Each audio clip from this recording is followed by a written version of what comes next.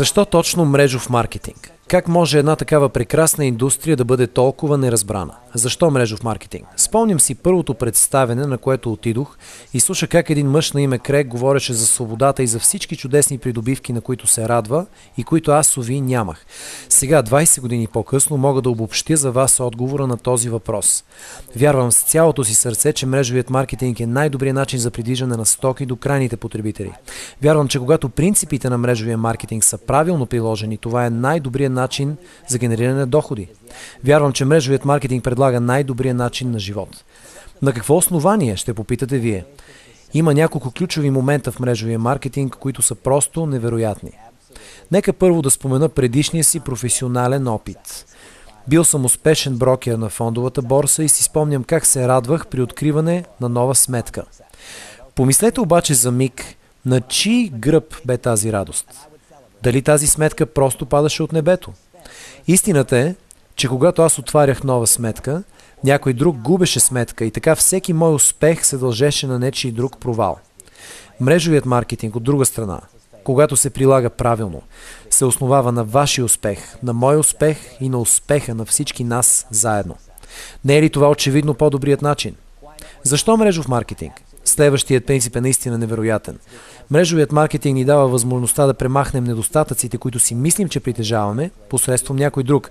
Забележете, че внимателно подбирам думите си. Миналата седмица се запознах с мъж, който ми каза: "Ранди, чувствам се прекалено стар."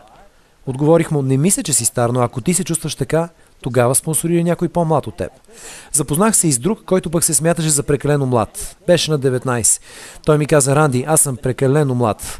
Отговорих му: "Аз не мисля така, но щом ти мислиш така, тогава спонсорирай някой по-възрастен от теб." Осъзнах рано, че имам две възможности. Да уча 12 години в университет и да стана лекар, или просто да спонсорирам такъв. Невероятно е да можеш да се измъкнеш от това, което считаш за своя слаба страна.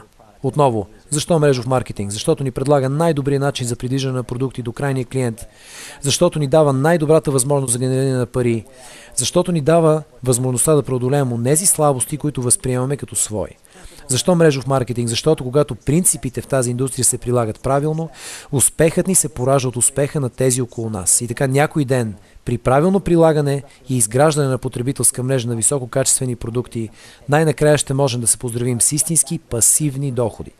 Спомням си ясно деня, в който за първи път чух тази концепция и момента, в който почувствах прилива на свобода на хората около мен или поне надеждата им за предстояща свобода.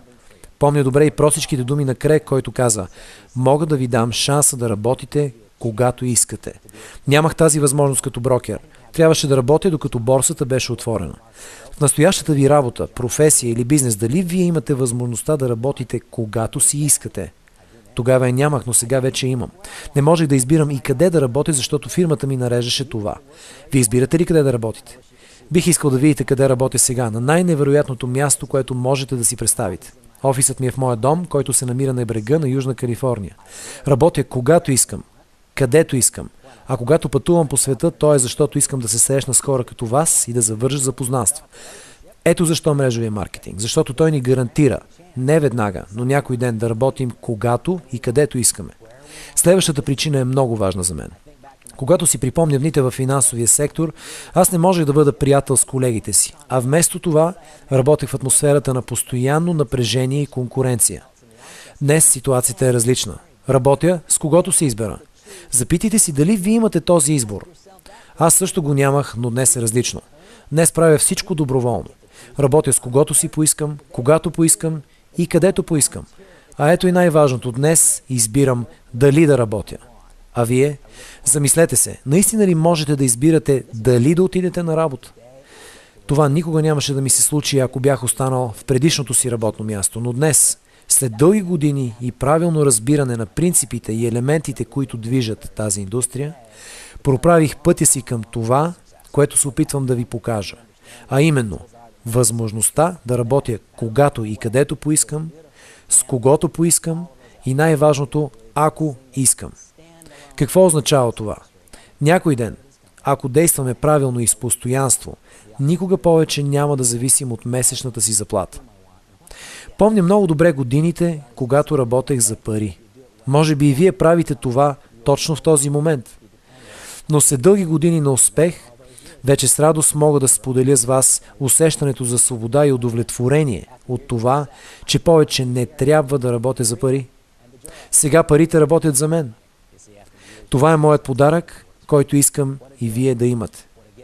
Аз вярвам с цялото си сърце, че мрежовият маркетинг е по-добрият начин, не малко, много по-добрият начин за един пълноценен живот.